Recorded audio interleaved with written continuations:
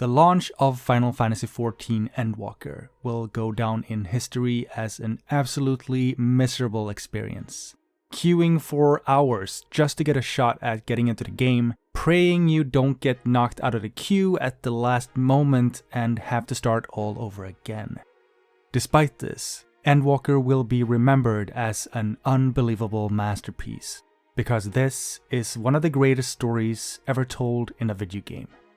In this video, I'll give a spoiler-free review of the main story of Endwalker, the latest expansion to the ongoing MMO Final Fantasy XIV. If you've played the game before, but you're not sure if it's worth coming back for Endwalker, or if you're thinking about jumping into Final Fantasy XIV for the first time, this video is for you. Final Fantasy XIV is a traditional MMORPG in the same style as World of Warcraft, and Endwalker is no different. If you've played the game before, you'll know exactly what to expect from this expansion. A new city that serves as the main quest hub, a sprawling story spread across multiple new areas, with new dungeons and trials to conquer at specific points in the story. And as usual, the main story takes the form of a long chain of quests. Most of these are pretty basic. You'll be talking to NPCs, exploring the environment for objectives, and fighting monsters. The quest designers definitely do their best to keep things fresh, but there's only so much they can do with the game engine they have to work with. There's a decent variety of different types of quest objectives, but they do end up feeling predictable after a point, especially after 4 expansions. Some of the quests also feel kind of forced. I mean, is it really the best use of the Warrior of Light's time to be helping a fisherman become a better salesman when there are hideous monsters roaming the countryside and evil towers spreading corruption throughout the land? Still, Endwalker does a slightly better job of making you feel like the actual protagonist of the story. There's less busy work this time around, and cutscenes often include prompts where you get to pick your character's response. It never really changes anything about the story, but it's a chance to get a bit more invested in your character.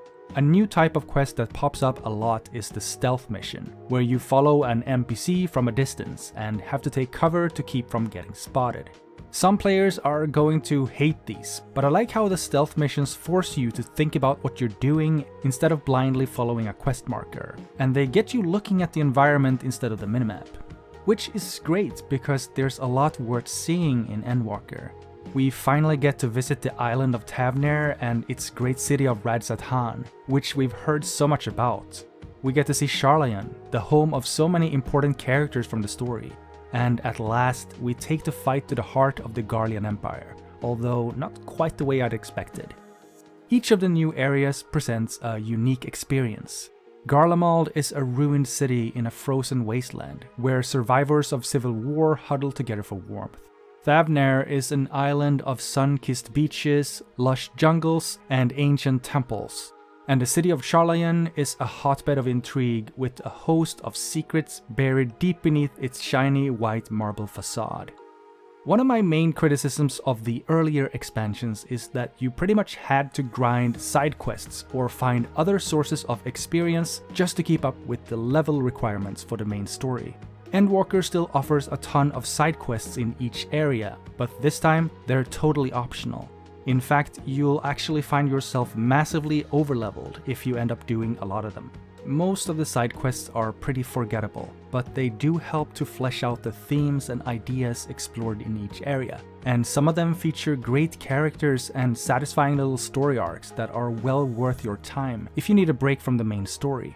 The best ones are usually the blue quest markers that also double as requirements for unlocking flying in each area. You'll be doing a lot of fighting, of course.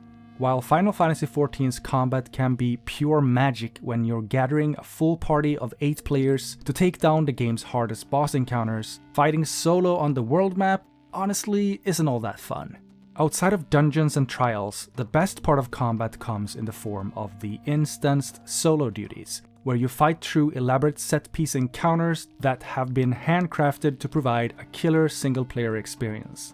Endwalker has some of the most awesome solo duties we've seen so far, including a couple that bend the rules of the game to the point where you almost forget you're playing Final Fantasy XIV.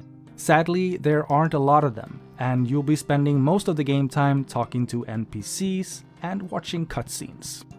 Endwalker Story is told mostly through cutscenes, and there are a lot of them, many of which are really long. Many cutscenes run for 10 to 15 minutes, and some are even longer. Some of the game's best moments happen in cutscenes, but there are also plenty of times where it feels like they're only there because it was the most cost-effective way to get the point across. Endwalker is a long and complex tale, so I get why they lean on cutscenes so much, but it would have been a better game if some of the weaker cutscenes had been replaced with interactive content. The story's over-reliance on cutscenes is a symptom of a deeper issue. Endwalker has a problem with pacing. The story starts slow, needs a ton of exposition to set everything up, and includes way too many characters. It takes about 8 to 10 hours just to make it to the first dungeon, and you're likely to spend a couple of hours before you even fight a monster. This is a massive story. It's full of epic setups, hype moments, and staggering revelations. But there are also times when the story slows way down and spins its wheels for hours before it picks back up. Valleys of calm between the peaks of excitement are super important to the pacing of any story, but some of the lulls in Endwalker's action go on for too long. And there are times the story slows down when it should be speeding up. Endwalker's greatest strength is also its weakness. This expansion is trying to wrap up a story 10 years in the making, and there's just no way to rush that.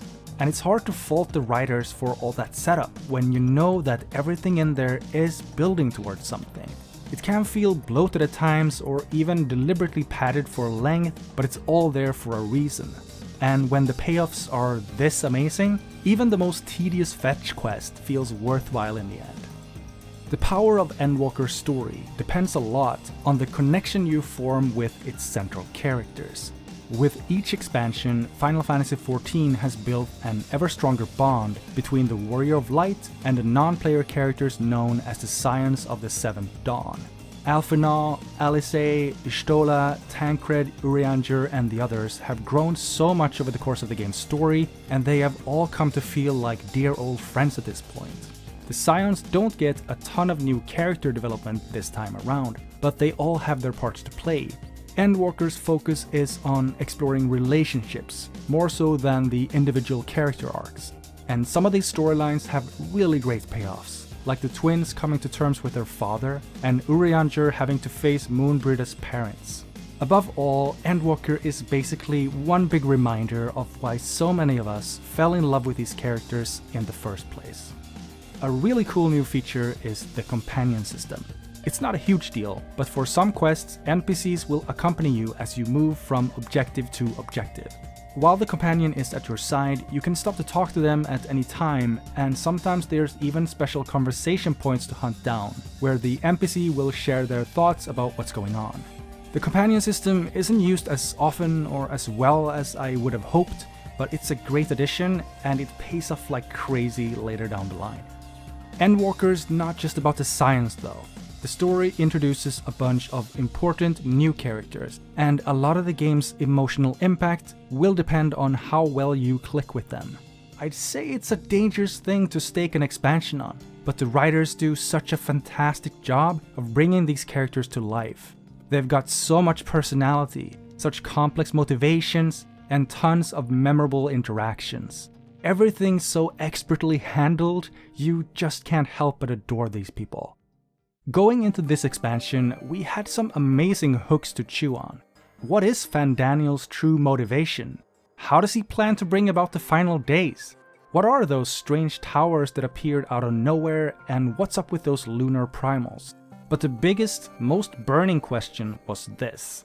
After Shadowbringers gave us arguably, literally, the best villain in Final Fantasy history, how in the world are they gonna turn Xenas and Fandaniel, two of the least compelling villains in Final Fantasy XIV's long history, into antagonists worthy of wrapping up this amazing story?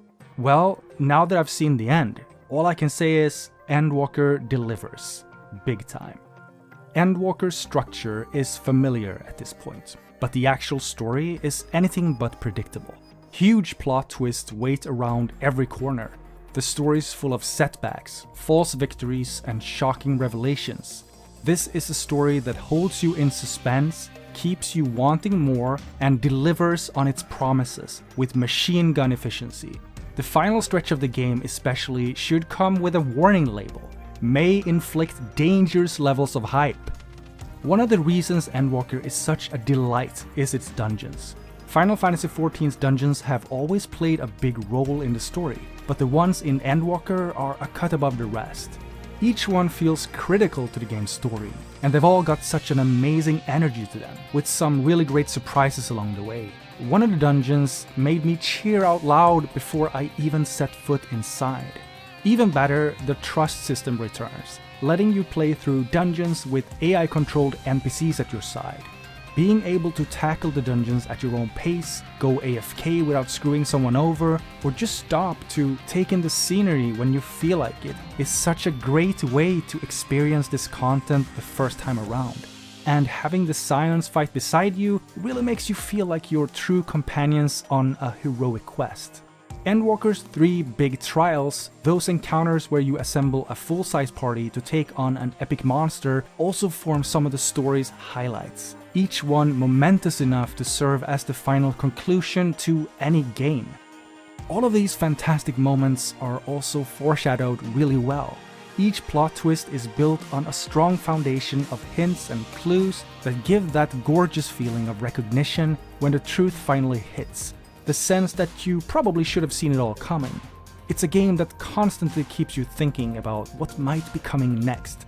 Even now that it's over, I keep turning the story over in my head, contemplating the characters and searching for connections and deeper meanings. And that's a great place to be in when you love fictional stories. Still, Endwalker is far from a perfect story. The final days, honestly, don't feel all that urgent. The whole Thavner part of the game probably belongs in a different, more focused story, and the overall script could have used a couple of wizard-level editors to help trim the word count down by, like, a lot. But the biggest problem with Endwalker's story is precisely what makes the game so special in the first place. The fact that it's an MMO.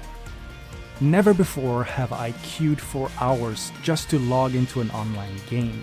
I woke up early on weekends, stayed up late into the night, and one time I waited in line with 10,000 other players just to get a chance to squeeze a few more hours of progress into my day. I think my wife might have mentioned divorce at some point, but I wasn't really paying attention. Even on a good day, an MMO is hardly the ideal place to tell a story. There is no real protagonist to center the narrative, so NPCs have to carry most of the burden. Keeping your focus through long cutscenes and endless dialogue is tough when your friends want your attention. And it's hard to feel like the legendary Warrior of Light when there's 1,000 other players out there doing the same thing. But at the same time, Endwalker is a story that could only have been told in an MMO. No other game format could have borne the weight of a tale this long and complex. Endwalker is a mighty tree, the seeds of which were planted a decade ago. That tree has been lovingly nurtured by the dev team year by year, patch by patch, expansion by expansion. And now that tree has borne fruit in a big way. And then there are those special experiences that can only happen in an MMO. Like when you share a moment of genuine connection with a stranger who happens to feel exactly what you're feeling. Which brings me to my final point. Forget everything I've said so far, because there's really only one thing that matters when it comes to Endwalker. The way the story makes you feel. Endwalker is a story about emotion. It's a story that makes you laugh, and a story that brings you to tears. It's a story about joy and sorrow, triumph and heart-wrenching loss. It's a story of deepest darkness and brightest light. A story that pulls no punches and gives no Fs. But above all, it's a story about empathy and the importance of trying to understand each other. About how a person can drown in hopelessness and despair. But it's also a story about the power of hope, a lesson in finding joy amid the dark. It's a tale of friendship, faith, and the meaning of life that we make ourselves. Endwalker is a masterful fusion of brilliant writing, expertly crafted scenes, and godlike music. Masayoshi Soken's soundtrack is a gift for the ages. The individual compositions are wonderful in their own right, but their true strength lies in how devastatingly they're wielded. Every step along this amazing journey is embellished and empowered by its soundtrack. The melodies are built up over the course of the story, increasing in potency through skillful repetition until they burst with cataclysmic power at just the right moment to annihilate your heart. The best scenes are also made so much better for the amazing voice acting. The actors do an awesome job of bringing their respective characters to life and elevate the scenes they're in to greater heights. All of this comes together with an almost brutal intensity. So many scenes moved me to tears. I cried for friends lost, families reunited, and noble sacrifices forgotten to time. Every single emotional beat struck home. Every character they meant me to care about, I loved. Every feeling the story meant to evoke, I embraced like a dagger aimed straight at my heart. But the defining moments were shared with others. While forging ahead to the very end, I found myself not alone. Another player had sensed my mood, and we stopped to share a few words. Two strangers, both overwhelmed with emotion, both fighting back tears, both almost unable to go on. A truly beautiful experience, made even stronger by that genuine connection to another human being. And then came the end. Sharing the final dungeon and the conclusion that followed with my friends is an experience that will stay with me forever. Fighting bosses while holding back tears, trying to remember how to play while the music does 100,000 damage per second, a raging rollercoaster ride of emotions. In 30 years of gaming, nothing has ever come close to this. My new favorite game of all time. Even as I write this, I'm still completely emotionally drained. And I honestly don't even know where to go from here. How could anything ever be this good again? But I won't give in to despair. I choose hope. Because deep down, I know that someone somewhere will one day create something this good again. Something equal to Endwalker. A beautiful, inspiring, once-in-a-lifetime experience. An unbelievable masterpiece.